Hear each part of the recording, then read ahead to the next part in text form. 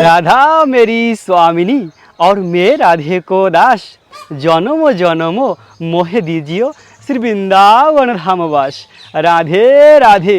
প্রিয় ভক্ত, আজ আমরা দর্শন করব বৃন্দাবনের শরৎ পূর্ণিমার রাসমণ্ডলের অরণ্য। শ্যামসুন্দর কৃষ্ণ এই স্থানে শরৎ পূর্ণিমায় বাঁশি বাজিয়েছিল। কৃষ্ণের মনে যখন গোপিকাদের নিয়ে রাসলীলা করার ইচ্ছে হয়, তখন কৃষ্ণ এই স্থানে এসে বাঁশি বাজিয়েছিল এবং এই গভীর অরণ্যে তার গোপিকাদের নিয়ে রাসলীলা করেছিল। আজ রয়েছে সেই 5000 বছর পুরানো অনেক দুর্লভ দর্শন। সেই বৃক্ষ রয়েছে যে বৃক্ষে ভগবান শ্রীকৃষ্ণ বাঁশি বাজিয়েছিল। এখনও সেই গাছে কান লাগালে কৃষ্ণের বাঁশির সুর শোনা যায়। এবং রয়েছে এই গভীর অরণ্য, এই অরণ্যের মধ্যে একটি দুর্লভ দর্শন রয়েছে। তো এই সকল আজ আমরা দর্শন করব। তাই তো প্রিয় ভক্ত, ভিডিওর শেষ পর্যন্ত জুড়ে থাকুন এবং অনেক দুর্লভ দর্শন করুন। এই বনে রয়েছে অনেক ময়ূর এবং পাশে রয়েছে কৃষ্ণের গোশালা।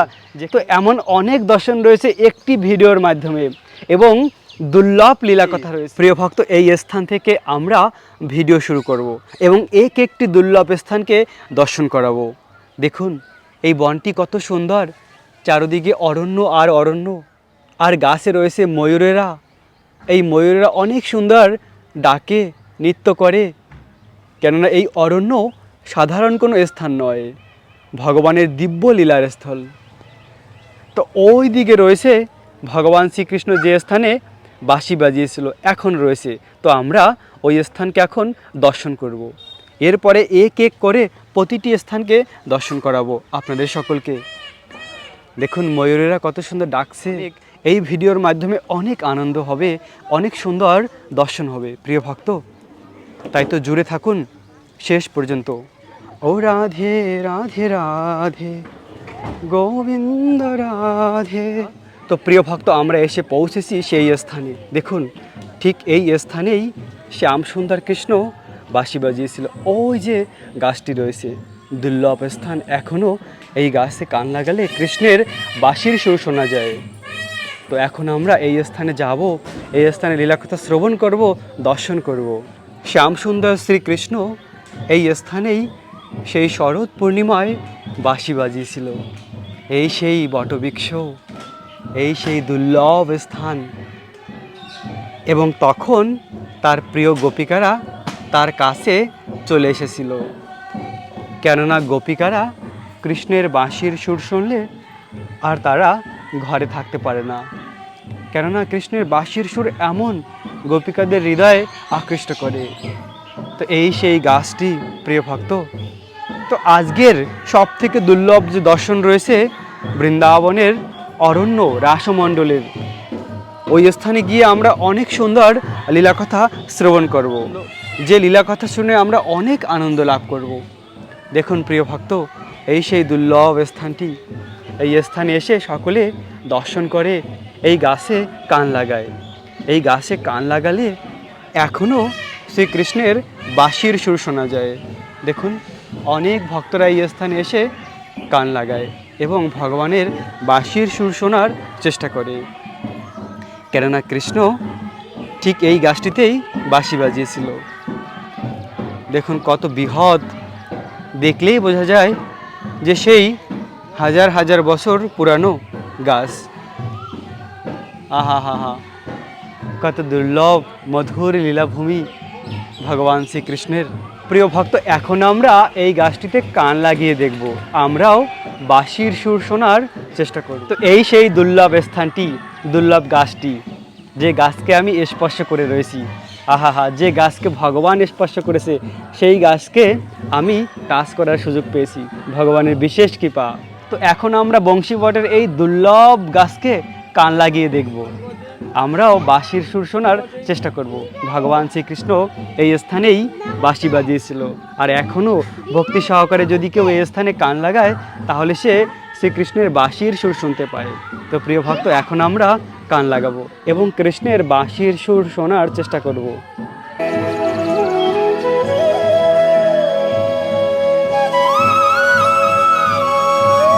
এভাবে ভক্তরা কান লাগায় এবং বলা হয় নির্মল হৃদয়ে শুদ্ধ ভাবনা নিয়ে যদি কেউ কান লাগায় তাহলে সে অবশ্যই বাঁশির সুর শুনতে পায়।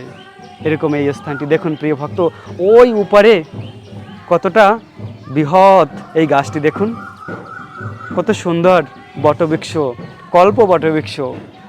ইয়ে ভগবান যখন ছিল তখন থেকে রয়েছে, কেননা ভগবান যে সকল বস্তুকে স্পর্শ করেছে তার চিন্ময়ত্ব লাভ করেছে।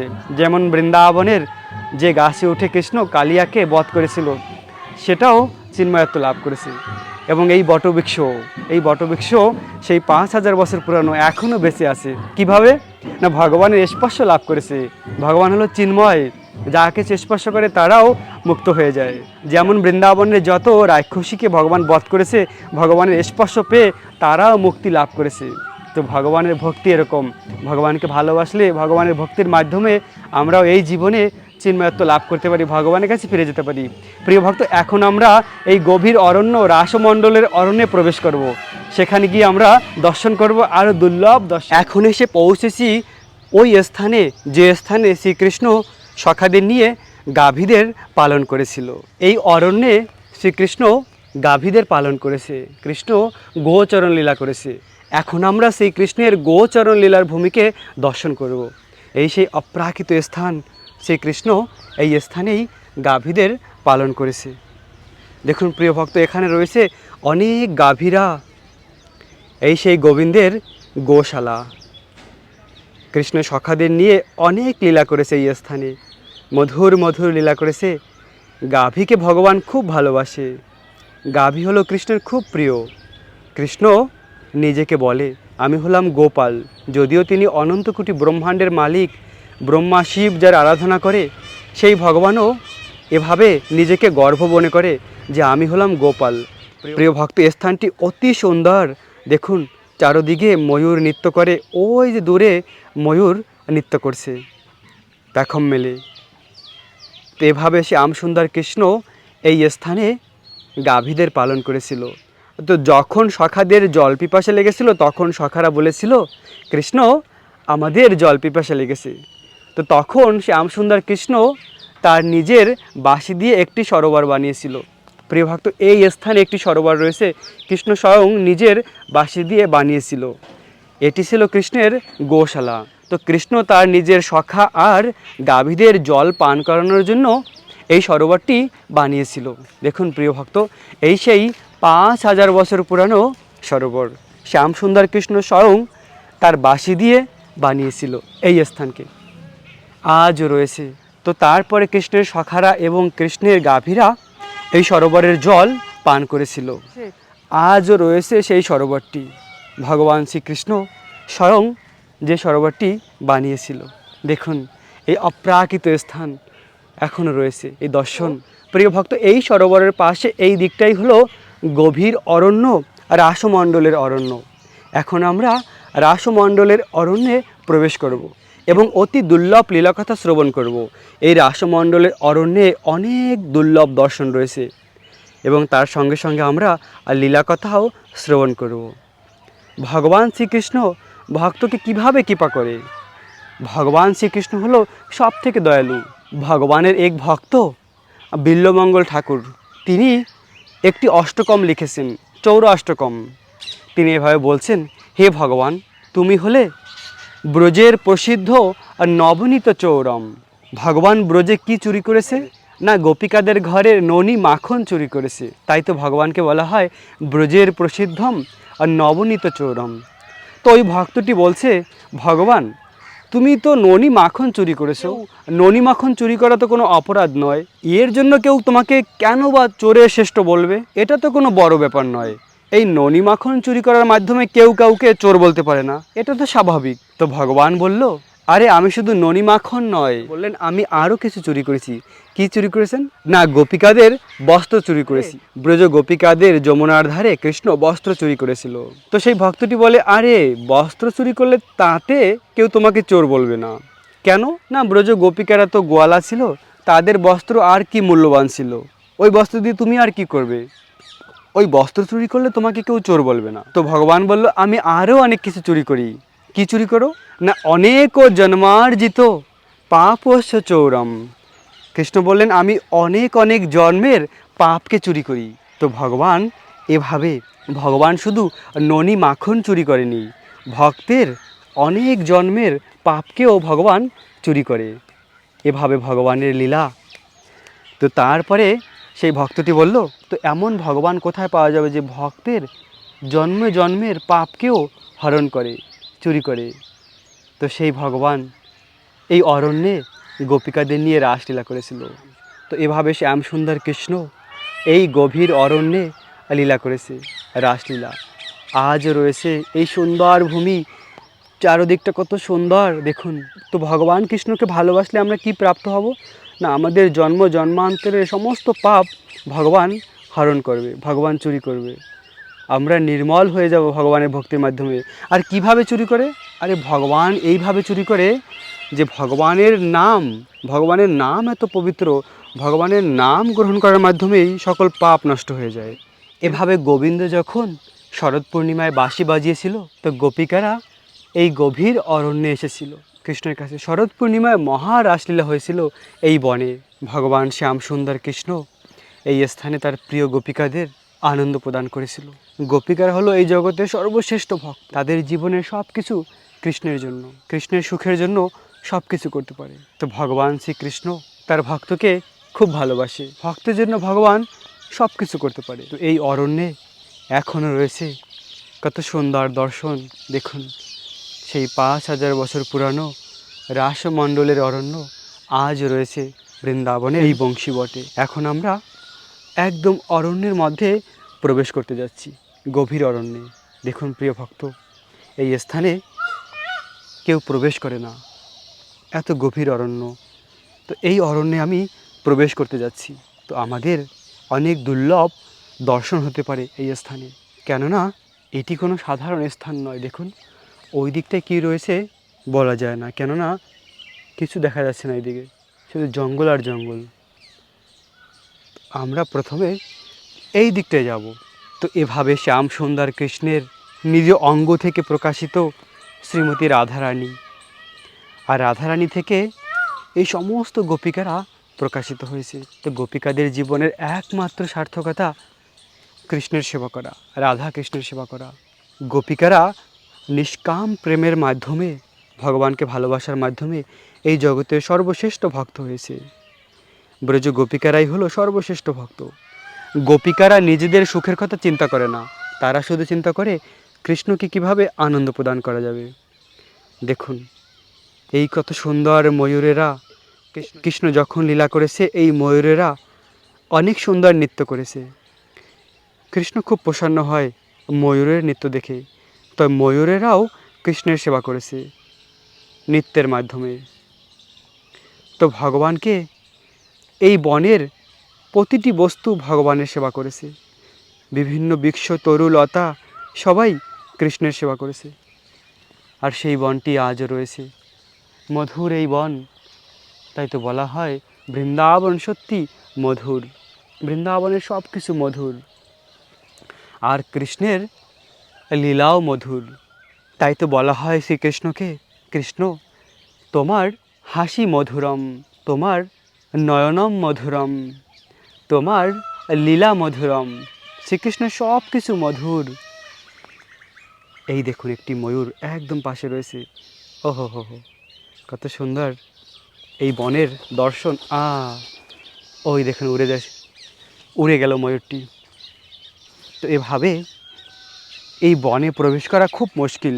দেখবেন কেউ এত গভীর অরণ্যের ভিডিও দর্শন করাতে পারে না।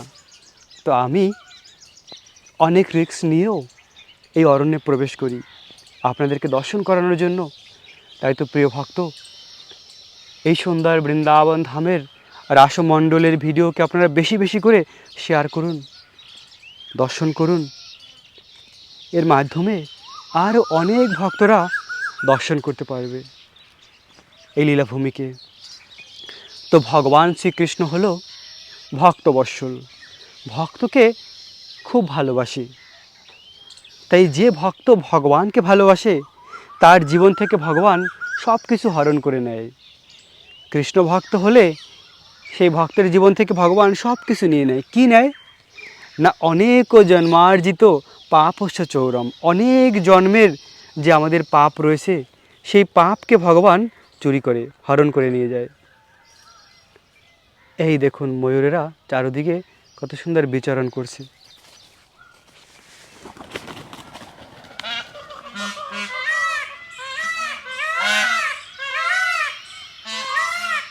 দেখুন প্রিয় ভক্ত, কত সুন্দর ময়ূরেরা চারদিকে ডাকছে। ওহো হো, সত্যি খুব আনন্দ এই স্থানকে দেখে। ওই যাচ্ছে একটা ময়ূর। তো ভগবান শ্রীকৃষ্ণ এভাবে ভক্তের জীবনের সমস্ত পাপকে হরণ করে নেয়, ভক্তকে নির্মল করে দেয়। তো তাই আমাদের সকলের উচিত ভগবানের ভক্তি করা, ভগবানকে ভালোবাসা। ভগবানকে ভালোবাসলে এই জীবনে আমরা কৃষ্ণকে প্রাপ্ত হতে পারি, এই বৃন্দাবন ধাম প্রাপ্ত হতে পারি। তাই তো কলিযুগে ভগবানকে লাভ করার জন্য ভগবানের দিব্য নাম জপ করা উচিত। হরে কৃষ্ণ কৃষ্ণ কৃষ্ণ হরে হরে, হরে রাম রাম রাম হরে হরে। এই মহামন্ত্র জপ করলেই এই জীবনেই কৃষ্ণকে লাভ করা যায়। প্রিয় ভক্ত, এই রাসমণ্ডলের অরণ্যে রাধাকৃষ্ণ একসঙ্গে রয়েছে এখনও। কিভাবে না, দুটি বৃক্ষরূপে। সেই দুটি বৃক্ষকে এখন আমরা দর্শন করব। সত্যি অনেক দুর্লভ দর্শন রয়েছে এই স্থানে। রাধাকৃষ্ণ একসঙ্গে জুড়ে রয়েছে। একটি হলো তমাল বৃক্ষ আর একটি হলো কদম বৃক্ষ, কেলি কদম গাছ, একসঙ্গে জুড়ে রয়েছে এই স্থানে। দেখুন এই সেই দুর্লভ স্থানটি। একটি গাছ হলো তমাল আর একটি হলো কদম বৃক্ষ, একসঙ্গে জুড়ে রয়েছে এই স্থানে। তমাল বৃক্ষ হলো শ্রীকৃষ্ণের স্বরূপ আর কদম বৃক্ষ হলো রাধারানীর স্বরূপ। তো রাধা কৃষ্ণ একসঙ্গে জুড়ে রয়েছে এই স্থানে। এই সেই স্থানটি, দুর্লভ স্থান। দেখুন প্রিয় ভক্ত, এই দুর্লভ স্থান রাসমণ্ডলের। তো এভাবে রাধাকৃষ্ণ আজও রয়েছে বৃন্দাবনের প্রতিটি স্থানে। ভগবানের লীলা নিত্যলীলা। তো ভগবান শ্রীকৃষ্ণের এই নিত্যলীলা, ভগবানকে ভালোবাসার মাধ্যমে আমরা এই জীবনে কৃষ্ণকে প্রাপ্ত করতে পারি। তাই সব সময় কৃষ্ণের কথা মনে রাখা, সব সময় কৃষ্ণের স্মরণ করা। গোপিকারা যেভাবে শিক্ষা দিয়েছে, তারা নিজেদের জীবনের সুখের কথা চিন্তা করে না। আর নিজের জীবনের সুখের কথা যদি আমরা চিন্তা করি, এই সংসারের অনিত্য সুখকে ভোগ করি, তাহলে আর কৃষ্ণকে পাওয়া যায় না। কৃষ্ণকে পেতে হলে পরম পবিত্র হতে হয়। পরম পবিত্র হওয়ার জন্য সর্বপ্রথমে ব্রহ্মচর্য পালন করতে হয় সকলকে। সে গৃহস্থ হোক বা ব্রহ্মচারী হোক, সকলকে নিজের ইন্দ্রিয়কে দমন করা উচিত, ব্রহ্মচর্য পালন করা উচিত। ব্রহ্মচর্য পালন করলেই ভক্তি হৃদয়ে প্রকাশিত হয়। কেননা যে হৃদয়ে কামনা বাসনা থাকে সেই হৃদয়ে কৃষ্ণ কখনো প্রবেশ করে না। কৃষ্ণ ওই স্থানেই প্রবেশ করে যে স্থান নির্মল পবিত্র। তো এভাবে বিশুদ্ধ ভক্তির মাধ্যমেই ভগবানকে লাভ করা যায়, ভগবানকে প্রসন্ন করা যায়। তাই তো প্রিয় ভক্ত, ভগবানকে ভালোবাসুন আর এই জীবনে কৃষ্ণকে লাভ করুন। তো আজকের এই রাসমণ্ডলের অরণ্যের ভিডিও এখানেই সমাপ্ত করব। রাখবেন নিজেদের অনেক অনেক যত্ন, থাকবেন কৃষ্ণ ভাবনাময়। রাধে রাধে।